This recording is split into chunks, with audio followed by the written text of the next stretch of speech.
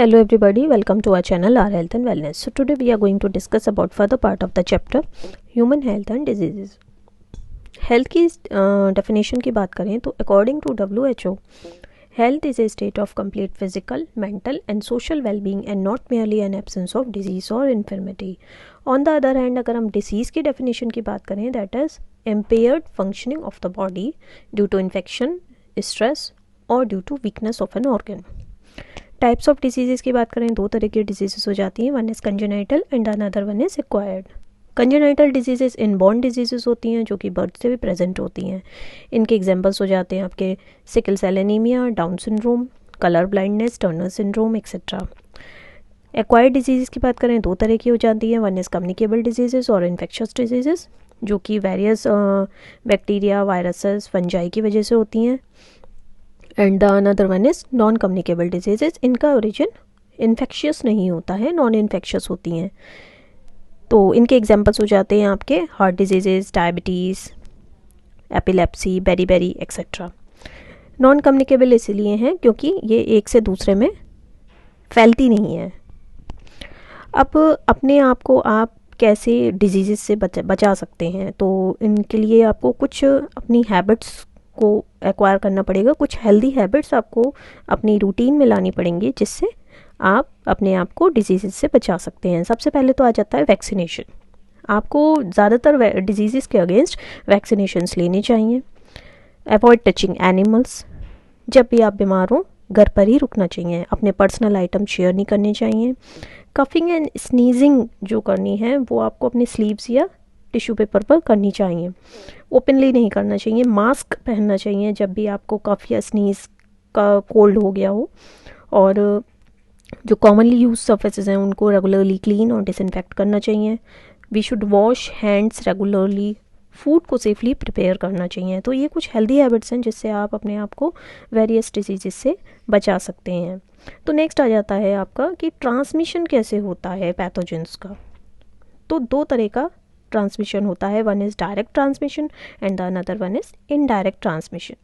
Direct transmission में क्या होता है कि टचिंग से भी, इवन आप टच करोगे या इवन आप एयर जो भी कंटेमिनेटेड है पैथोजन से उसको ब्रीथ भी करेंगे तब भी आप उस डिजीज़ से अफेक्ट हो सकते हैं. तो इनके एग्जांपल्स हो जाते हैं आपके टीबी है, न्यूमोनिया है, इन्फ्लुएंजा है, कफ है.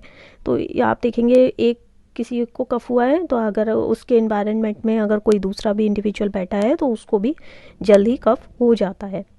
दूसरा आता है आपका इनडायरेक्ट ट्रांसमिशन. तो ये कई तरह से हो सकता है. पहला हो सकता है आपका एयरबॉर्न. एयरबॉर्न में क्या होता है कि जैसे डस्ट, एयर करंट्स, तो ये पैथोजेंस को स्प्रेड कर देते हैं एक जगह से दूसरी जगह. दूसरा आ जाता है फॉर्मेट बॉर्न. तो इसमें क्या होता है कि जैसे आप किसी इंडिविजुअल जो कि ऑलरेडी इन्फेक्टेड है उसके आर्टिकल्स को यूज़ करते हैं तो आप भी उस डिजीज़ से अफेक्ट हो जाते हैं. जैसे डोर हैंडल्स हैं, आपने भी डोर हैंडल को टच कर लिया जो कि ऑलरेडी किसी इन्फेक्टेड इंडिविजुअल ने टच किया हुआ था, या क्रॉकरी आप यूज़ कर रहे हो, आप गारमेंट्स यूज़ कर रहे हो, टैप्स यूज़ कर रहे हो, क्लोथ्स यूज़ कर रहे हो, तो इससे भी इन्फेक्शंस फैलते हैं. नेक्स्ट आ जाता है आपका अनक्लीन हैंड्स. अनक्लीन हैंड्स में तो ऑलरेडी डिजीज़ जर्म्स होते ही हैं. फूड और यूटेंसिल्स में भी ट्रांसफ़र हो जाते हैं जैसे एस्करियासिस है, एंट्रोवायरस है. नेक्स्ट आ जाता है आपका व्हीकल बॉर्न. जैसे आपने कोई फूड लिया जो कि ऑलरेडी कंटामिनेटेड है विथ टाइफाइड बैक्टीरिया या कोलेरा बैक्टीरिया से, तो इस तरह की प्रॉब्लम्स हो जाती हैं. जैसे एग्जांपल्स हो जाते हैं इस तरह के डिजीज़ के, व्हीकल बॉर्न डिजीज़ के, typhoid, cholera and dysentery. Next आ जाता है आपका vector borne disease. Vector borne disease वो होती हैं जो कि कोई एजेंट, चाहे वो कोई हाउस फ्लाई हो, मॉस्किटो हो, वो ट्रांसमिट करते हैं एक इंडिविजुअल से दूसरे इंडिविजुअल में. तो ये डिजीज़ आपकी वेक्टर बॉर्न डिजीज़ हो जाती हैं. तो इनके एग्जांपल्स हो जाते हैं आपके डेंगू है, मलेरिया है, टाइफाइड है, डायरिया है, डिसेंट्री है. तो इस तरह की डिजीज़ वेक्टर बॉर्न डिजीज़ की कैटेगरी में आ जाती हैं. अब कुछ डिजीज़ होती हैं ह्यूमंस में जो कि कॉमन होती हैं, तो उनके बारे में थोड़ा सा एजुकेटेड होना ज़रूरी है. अब जो डिजीज़ कॉजिंग ऑर्गेनिजम्स होते हैं वो उनको हम पैथोजेंस कहते हैं. कई तरह के हो सकते हैं, बैक्टीरिया भी हो सकते हैं, वायरसेस भी हो सकते हैं, फंजाई भी हो सकते हैं, प्लेटीहेलमिंथस या एस्केलमिंथस की कैटेगरी के भी हो सकते हैं। तो पैथोजन में ऐसी क्या क्वालिटी होनी चाहिए जो कि वो डिजीज़ कॉज कर सके? तो पहला तो ये है कि वो होस्ट के अंदर एंट्री कर पाए। दूसरा, होस्ट के अंदर जो डिफेंस मैकेनिज्म्स हैं उसको विदस्टैंड कर पाए, होस्ट की बॉडी में ग्रो एंड मल्टीप्लाई कर पाए, और एक होस्ट से दूसरे होस्ट में ट्रांसमिट कर पाए। तो सबसे पहले हम डिस्कस करेंगे आज टाइफाइड के बारे में। टाइफाइड एक काफ़ी इन्फेक्शियस और सीरियस इन्फेक्शन होता है, इंटेस्टाइन का इन्फेक्शन होता है, हमारे गैस्ट्रोइंटेस्टाइनल ट्रैक्ट का इन्फेक्शन होता है, जो कि साल्मोनेला टाइफी या साल्मोनेला पैराटाइफी कॉज करते हैं। अब इनके सिम्टम्स की बात करें तो काफ़ी तेज़ बुखार आता है, इसमें हेडेक भी हो सकता है, एब्डोमिनल पेन भी होता है, भूख नहीं लगती है, कॉन्स्टिपेशन भी हो सकता है, और उसके बाद डायरिया भी हो सकता है। कई बार लीवर और स्प्लीन का इन्लार्जमेंट हो जाता है, ट्रंक में रोज़ कलर्ड स्पॉट्स अपीयर हो जाती हैं, specially during the second week of disease. कई बार एडवांस्ड केसेस में इंटेस्टाइनल हैमरेज और परफोरेशन भी हो जाता है।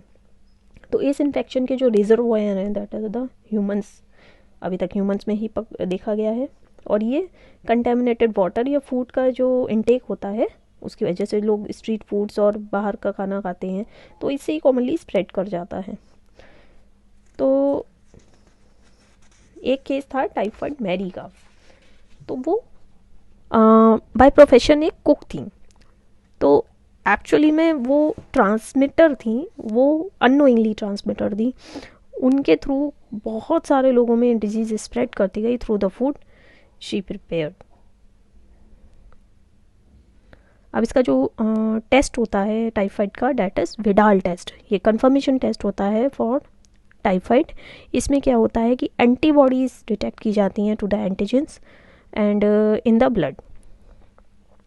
ओके, देन आता है आपका न्यूमोनिया। न्यूमोनिया एक लंग्स का इन्फेक्शन है। कैसे होता है? हीमोफिलस इन्फ्लुएंजा से हो सकता है या फिर स्ट्रेप्टोकोकस न्यूमोनिया से भी हो सकता है।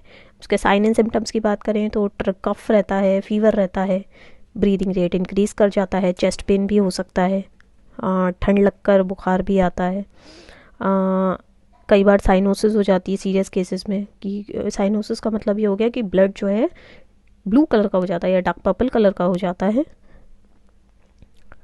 Due to insufficient oxygen. तो बॉडी बिल्कुल लिम्प हो जाती है, उसको आप कंफर्म कर सकते हैं थ्रू चेस्ट एक्सरे या स्पूटम के कल्चर से। एंड जो पैथोजेंस है जो निमोनिया कॉज करते हैं, तो ये एरोसोल या ड्रॉपलेट इन्फेक्शन से होता है। मतलब अगर आप किसी इन्फेक्टेड इंडिविजुअल के क्लोज कांटेक्ट में आते हैं तो उससे हो सकता है, या फिर नेज़ल डिस्चार्ज से कंटेमिनेशन हो जाए, जैसे पेंसिल है, पेन्स हैं, टेंसिल्स हैं, या किसी के हैंड से भी ये डिजीज़ स्प्रेड हो जाती है। नेक्स्ट डिजीज़ आ जाती है आपकी कॉमन कोल्ड। तो ज़्यादातर क्या होता है, ये वायरल इन्फेक्शन से होता है। इसके मोस्ट कॉमन कॉजेज़ होते हैं corona virus and rhino virus. काफ़ी कंटेजियस इन्फेक्शन होता है, अपर रेस्पिरेटरी ट्रैक्ट में इन्फेक्ट करता है। इससे क्या होता है, नेज़ल लाइनिंग का इन्फ्लेमेशन हो जाता है, सोर थ्रोट हो जाता है, रनिंग नोज हो जाती है, स्नीजिंग होगी, कफ होगी, लैक ऑफ एपेटाइट होगा, हेडेक भी हो जाता है, और बहुत मतलब मलेज जैसी कंडीशन हो जाती है। 3 to 7 days में ये ठीक हो जाता है। So that's all for the day. Thank you so much.